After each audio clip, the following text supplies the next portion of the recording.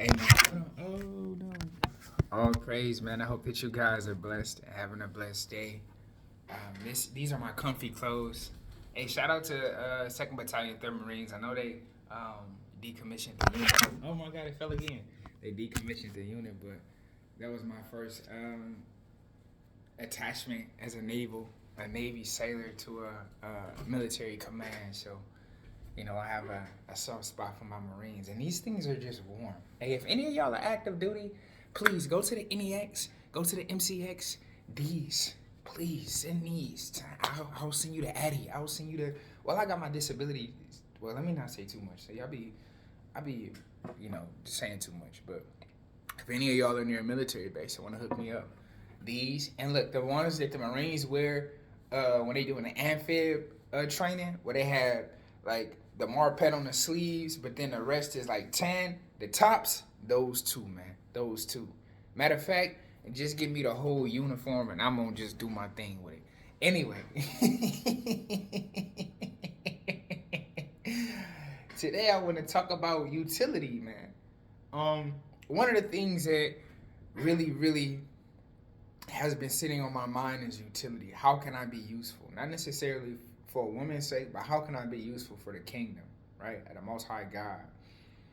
Um, and that's something that I struggle with sometimes, not feeling like I'm useful enough for God's purpose, right? I'm trying to overly do things. I'm trying to be overly, like, I want people to know, but at the same time, in the process of wanting people to know outwardly, I am neglecting the spirit that is inward, that leads to me being in tune with the Creator, that spirit that the Master talks about, that thing that Paul talks about, how we are circumcised in the flesh, but not in our hearts. You see what I'm saying? And utility for God looks different.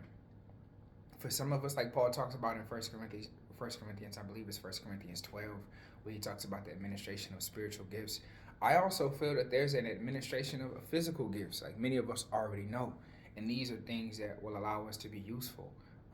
My father, I'll give an example. My father, to my knowledge, didn't graduate from a 4-year university, but he was able to not only have multiple children, but to raise us all in the same household.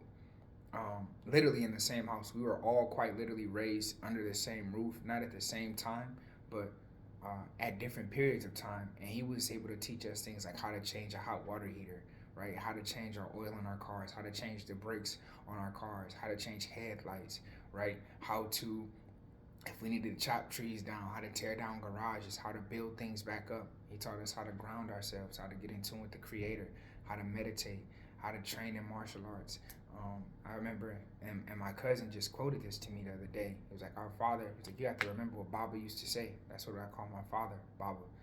He was like, anybody can take a life. That's easy. But how many people can heal?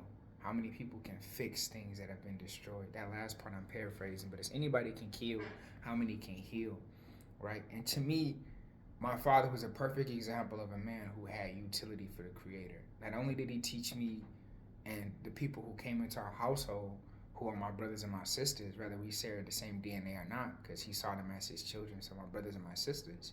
Not only did he teach us that, but he also taught us things that are of the spiritual nature, like energy control, how to control our ki, breathing, and things like that. So to me, that is a perfect example of a man with utility.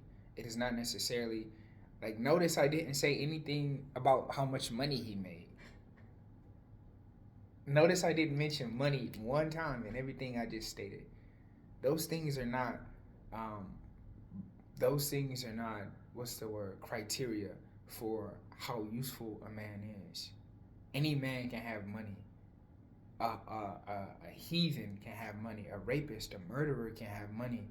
But what separates them from the people who have utility for the kingdom is the heart and their intention with their money, right? And this is why these things, self-control and discipline, all of these things that my father taught me, truth, wisdom, and knowledge, are important.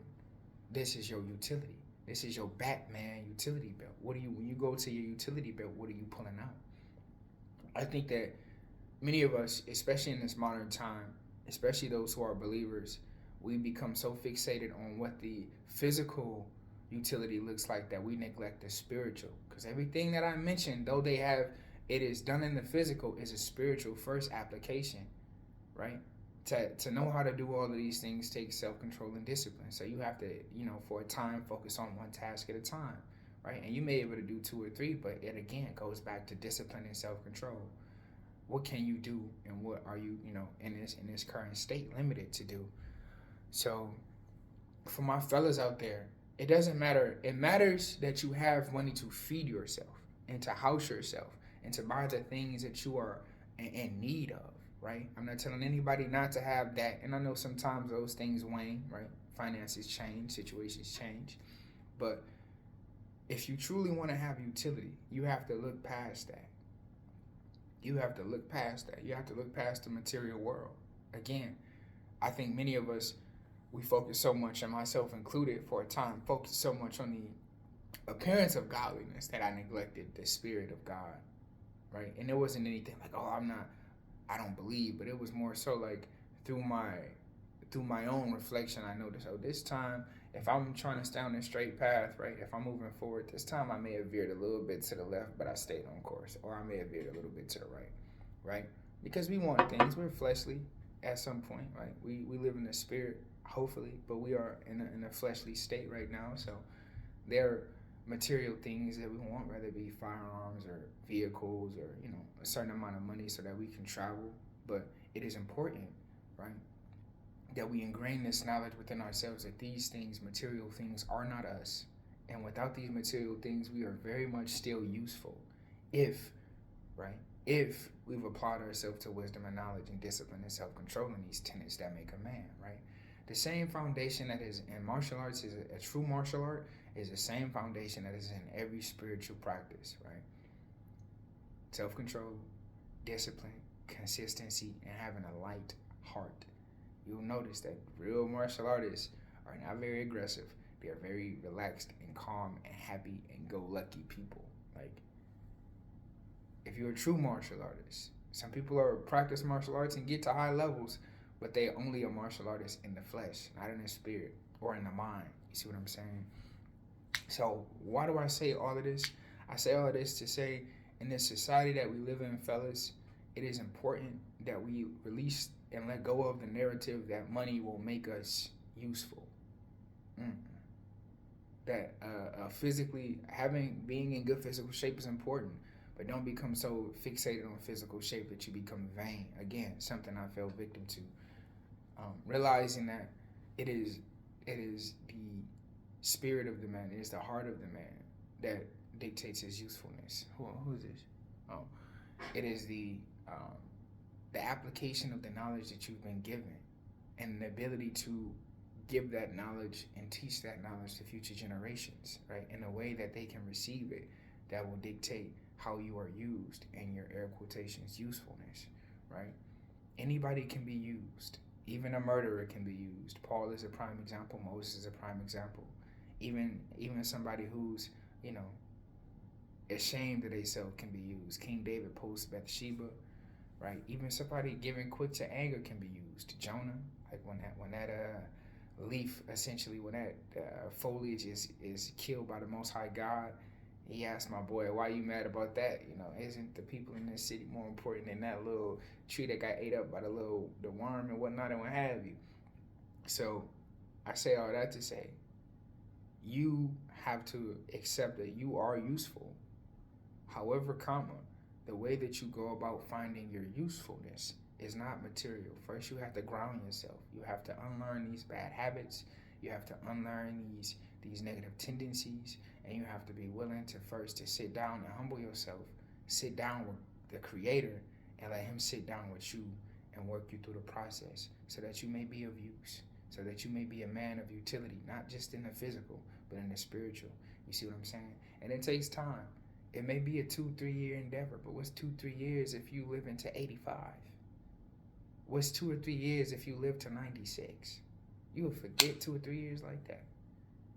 Let it count for something. Let this life that y'all have, that we have been all blessed with, let it count for something, right? Let's do the right thing out here. Let's not be men who sleep with men's wives. Let's not be men who lie. Let's not be men who steal. Let's not be men who are covetous. Let us do the right thing. What they say in the Navy, do the right thing even when nobody looking. As much as I didn't like this to hear that regurgitated, because I know the people that were saying it were indeed doing the wrong thing when nobody is looking, it is a sentiment that I stand 10 toes on. If you are able to do the right thing when nobody is looking, you'll get trusted with a lot. You know what I'm saying? To he who has, give him more. And to the man that has not, take from him and give to those who have. Do right always, man. It's imperative, not just for how it appears, again, how it appears externally, but how it appears internally. What your heart looks like, what your spirit looks like, how God sees you, how your lineage and ancestors see you. Those things matter.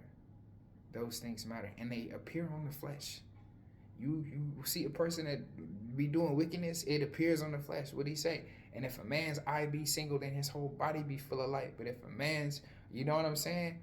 Hey, shout out to the master, Yahushua HaMashiach, man. Jesus Christ of Nazareth, that y'all call him the master. That's what I call, you know what I'm saying? Big yeah, shout out to him. Dropping jewels, eternal jewels. You see what I'm saying? Right?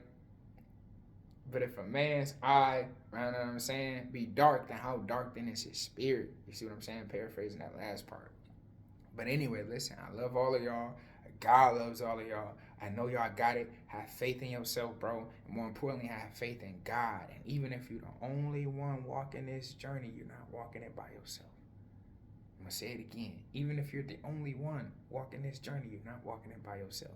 You just walking it 10 miles to the left. It's somebody walking it 10 miles to the right. It's somebody walking it 10 miles behind you. We all a little spaced out. But the work needs to be done, man. The world needs more healing men rather than destructive vessels, right? We need more peace. We need more love. We need more martial artists. We need more poets, right? We need more people willing to spread peace and love rather than to propagate and promote war in this time. Understand what I'm saying? Hey, but there will always be wars, right? There will always be wars. But idealistically, knowing my God, there will always be men who are willing to help to prevent those wars from happening. Peace, man. Y'all be easy.